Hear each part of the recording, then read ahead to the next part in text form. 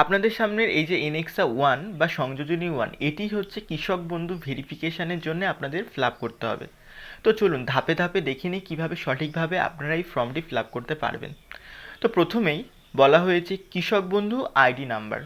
এবার আপনাদের অনেকের মনে প্রশ্ন জাগবে যে এই কৃষক বন্ধু আইডি নাম্বার আমরা কোথা থেকে পাবো।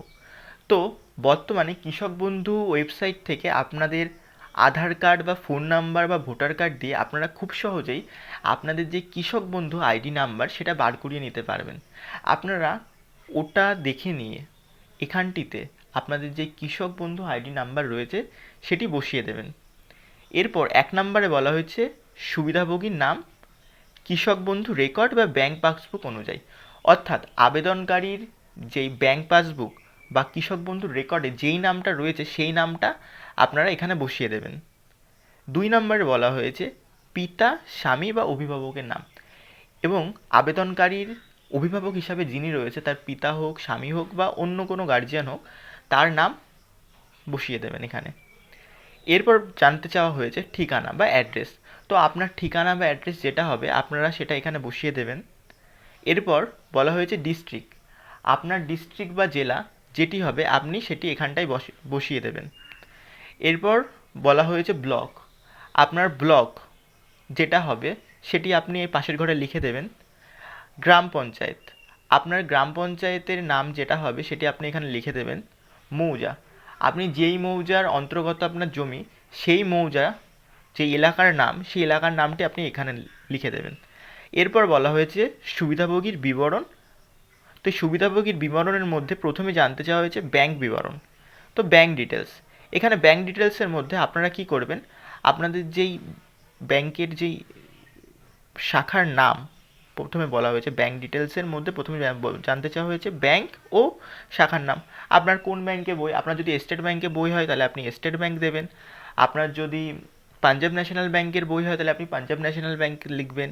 আপনার যদি পোস্ট পেমেন্ট ব্যাংক হয় তাহলে পোস্ট পেমেন্ট ব্যাংক লিখবেন এবং তার সাথে তার পাশে লিখে দেবেন শাখা, অর্থাৎ আপনার কোন শাখায় আপনার সেই ব্যাংকের বইটা রয়েছে সেটা লিখে দেবেন। এরপর জানতে চাওয়া হয়েছে আইএফএসসি কোড, আপনার ওই ব্যাংকের বই প্রথম পৃষ্ঠায় দেখবেন আইএফসি কোড বলে লেখা রয়েছে, সেই আইএফসি কোডটা এখানটিতে লিখে দেবেন। এরপর জানতে চাওয়া হয়েছে ব্যাংক অ্যাকাউন্ট নাম্বার। তো আপনার ব্যাংক অ্যাকাউন্ট নাম্বার যেটা হবে সেটা খুব মনোযোগ সহকারে এখানটিতে বসিয়ে দেবেন। এরপর জানতে চাওয়া হয়েছে আধারযুক্ত ফোন নাম্বার, অর্থাৎ আপনার আধার কার্ডের সাথে আপনার যেই ফোন নাম্বার লিঙ্ক করা রয়েছে সেই ফোন নাম্বারটি এখানে লিখে দেবেন। এরপর বলা হয়েছে আধার নাম্বার, এই আবেদনকারীর যেই আধার নাম্বার যেটা হবে সেটা আপনারা এইখানে বসিয়ে দেবেন। 7 নম্বরে বলা হয়েছে এপিক নাম্বার, অর্থাৎ আবেদনকারীর যে এপিক নাম্বার অর্থাৎ ভোটার কার্ডের যেই নাম্বারটা হবে সেটি আপনি এখানে লিখে দেবেন। এরপর জানতে চাওয়া হয়েছে এসি নাম্বার, এসি নাম্বারও আপনার ভোটার কার্ডে লেখা থাকবে, সেটি দেখে আপনি লিখে দেবেন। এসি নাম্বার মানে হচ্ছে আপনার অ্যাসেম্বলি নাম্বার, অর্থাৎ আপনি যে অ্যাসেম্বলি রয়েছে সেটা নাম্বার কত। এরপর জানতে চাওয়া হয়েছে আপনার পার্ট নাম্বার, অর্থাৎ আপনি আপনার ভোটার কার্ডে বা ভোট দেওয়ার সময় যে স্লিপটি পেয়েছিলেন ওখানে সমস্ত কিছু লেখা রয়েছে, ওটা দেখে আপনারা এখানে আপনার পার্ট নাম্বার লিখে দেবেন। এবং সিরিয়াল নাম্বারটা আপনারা আপনাদের যে ভোটার লিস্ট রয়েছে, অবশ্যই ভোটার লিস্ট পেলে সব থেকে ভালো হয়, ওর মধ্যে আপনাদের AC number, part number, serial number সব পেয়ে যাবেন, ওগুলো আপনারা এখানটায় লিখে দেবেন। এরপর জানতে চাওয়া হয়েছে এসআইআর ডাব্লিউবিএলএ 2026-এ ভোটের জন্য এএসডিডি তালিকায় পাওয়া গেছে, যদি আপনাদের ইয়েস হয়ে থাকে এটা তাহলে ইয়েস লিখবেন, আর যদি নো হয়ে থাকে তাহলে নো লিখবেন। অ্যাপিল ট্রাইব্যুনালের ফুলতরি রয়েছে, অর্থাৎ আপনি কি অ্যাপিল করেছেন ট্রাইব্যুনালে, যদি ইয়েস হয়ে থাকে তাহলে ইয়েস করবেন, যদি নো হয়ে থাকে তাহলে নো করবেন। তারপরে জানতে চাওয়া হয়েছে সিএর জন্য আবেদন করেছেন কি, আপনার সিএর আবেদনটা কি পেন্ডিং রয়েছে, যদি ইয়েস হয় তাহলে ইয়েস, যদি নো হয় তাহলে নো। এরপর জানতে চাওয়া হয়েছে 9 নম্বরে পিএম কিষাণ সুবিধাভোগী কিনা, অর্থাৎ আপনি যদি আগে থেকেই পিএম কিষাণ সুবিধাভোগী হয়ে থাকেন তাহলে ইয়েস লিখবেন, আর যদি না হয়ে থাকেন তাহলে না লিখবেন। এরপর 10 নম্বরে জানতে চাওয়া হয়েছে প্রধান পেশা, অর্থাৎ আপনার প্রাইমারি অকুপেশন, অর্থাৎ আপনি কী করেন। আপনি যেই কাজের সাথে যুক্ত থাকবেন সেই কাজটি লিখবেন। আপনি যদি ফার্মিং হয়ে থাকেন তো ফার্মিং, আপনি যদি কোনো সরকারি সংস্থার সাথে যুক্ত থাকে তাহলে সংস্থার সাথে, অথবা আপনি যে কোনো কিছু করুন না কেন সেটা এখানে লিখে দেবেন। এরপর জানতে চাওয়া হয়েছে চাষযোগ্য জমির বিবরণ, অর্থাৎ আপনার যেই চাষযোগ্য জমি অর্থাৎ সেটা কেমন জমি, সেই জমির যেই ভাগটা অর্থাৎ জমির যেই প্রকারটা সেটা এখানে আপনারা লিখে দেবেন। এরপর জানতে চাওয়া হয়েছে জেএল নাম্বার। এই জেএল নাম্বারটা আপনাদের যেই জমির যে দাগ তথ্য বা জমির যেই রেকর্ড, ওখানে আপনারা আপনাদের যে জমির দাগ নাম্বার দিয়ে এই জেএল নাম্বারটা খুব সহজেই পেয়ে যাবেন। খতিয়ান নাম্বারটা ঠিক একইভাবে আপনার যে জমির রেকর্ড বা পর্চা বা আরওআর, সেখানে এটা খুব ইজিলি পেয়ে যাবেন আপনারা। দাগ নাম্বার তো আপনাদের দলিলেই পেয়ে যাবেন আপনারা, তো দাগ নাম্বার লিখে দেবেন। এখানে আপনাদের চাষযোগ্য জমির পরিমাণ, মানে আপনারা যেই চাষযোগ্য জমির জন্য এই কৃষক বন্ধু ভেরিফিকেশান করছেন তার যেই পরিমাণটুকু সেটা লিখে দেবেন এইখানটিতে। এরপর জানতে চাওয়া হয়েছে আর এর তারিখ অর্থাৎ খতিয়ানের তারিখ, মানে আপনার খতিয়ানটা কবে ইস্যু করা হয়েছিল সেই তারিখটা লিখে দেবেন। এবং এরপর জানতে চাওয়া হয়েছে জমির ধরন, অর্থাৎ আপনার জমি কি আপনি কিনেছিলেন, বা আপনার জমি কি আপনি উত্তরাধিকারী সূত্রে পেয়েছেন বা হস্তান্তর, বা অন্যান্য কেউ আপনাকে গিফট করেছে কি না, সেটি আপনি যেটা হবে সেটা লিখে দেবেন। এরপর জানতে চাওয়া হয়েছে 12 নম্বরে আপনি কি ইনকাম ট্যাক্স পে করেন। যদি আপনি ইনকাম ট্যাক্স পে করে থাকেন তাহলে ইয়েস লিখবেন, আর যদি না করে থাকেন তাহলে নো লিখবেন। এরপর জানতে চাওয়া হয়েছে স্বামী স্ত্রীর বিবরণ, অর্থাৎ আবেদনকারীর স্বামী অথবা স্ত্রীর বিবরণ দিয়ে এই পার্টটিকে সঠিকভাবে ফিল করতে হবে। তো 13 নম্বরে বলা রয়েছে স্বামী বা স্ত্রীর নাম, অর্থাৎ আবেদনকারীর স্বামী অথবা স্ত্রী যেই হয়ে থাকুক না কেন, যেটা প্রযোজ্য হবে তিনার নাম এখানটিতে লিখবেন। 14 নম্বরে বলা হয়েছে ব্যাংকের বিবরণ, অর্থাৎ আবেদনকারীর স্বামী অথবা স্ত্রী যার সম্পর্কে এখানটায় লেখা হয়েছে তার ব্যাংকের বিবরণ এই ঘরটিতে দেবেন। এরপর 14 কতে বলা হয়েছে ব্যাংক ও শাখার নাম, অর্থাৎ তার ব্যাংক বা শাখার নাম যেটা হবে সেটা এখানটায় লিখে দেবেন।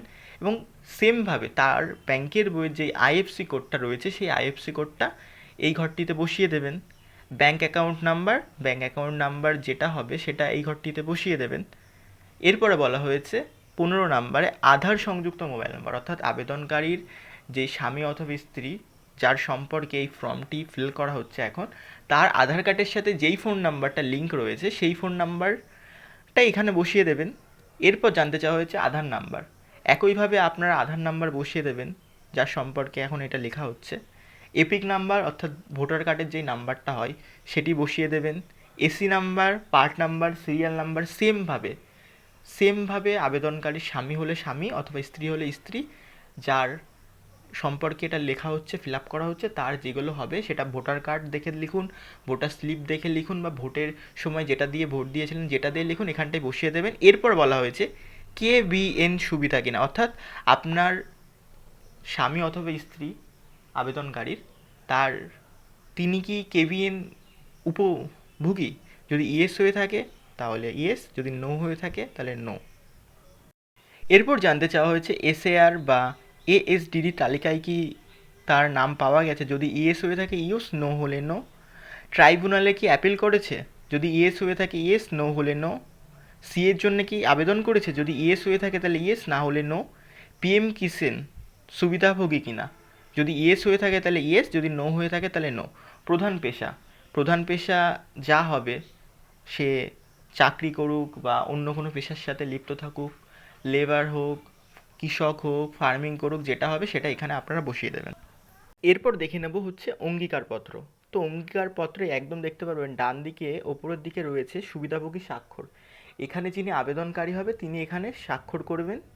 এরপর একটু নিচের দিকে চলে আসলেই প্রাপ্তি স্বীকার বলে একটা পয়েন্ট পাবেন আপনারা। তো এইখানটায় দেখতে পারবেন শ্রী বা শ্রীমতী, এই শ্রী বা শ্রীমতীর পরে যে আবেদনকারী তার নাম লিখবেন। এরপরে চাওয়া হয়েছে মোবাইল নাম্বার, আবেদনকারীর মোবাইল নাম্বার যেটা দেওয়া হয়েছে সেটি দিয়ে দেবেন এখানটায়। এরপর বলা হচ্ছে রিসিভ ভেরিফিকেশান ফর্ম, যেখান থেকে রিসিভ করা হয়েছে সেখান থেকে, এবং এইখান থেকে যে মোবাইল নাম্বার সেই মোবাইল নাম্বারটা দিয়ে দেবে। সিরিয়াল নাম্বারটা আপনাদের বসাতে হবে না, সিরিয়াল নাম্বারটা অফিস কর্তারা বসিয়ে দেবে। এবং KBID অর্থাৎ কিষাণ যে বন্ধু আইডি যেটা, সেটা আপনারা ফর্ম ফিল আপের সময় দিয়ে রেখেছেন সেটা দেবেন। এবং আবেদন গ্রহণকারীর আর কিছু আপনাদের করতে হবে না, এইটুকু আপনাকে করতে হবে।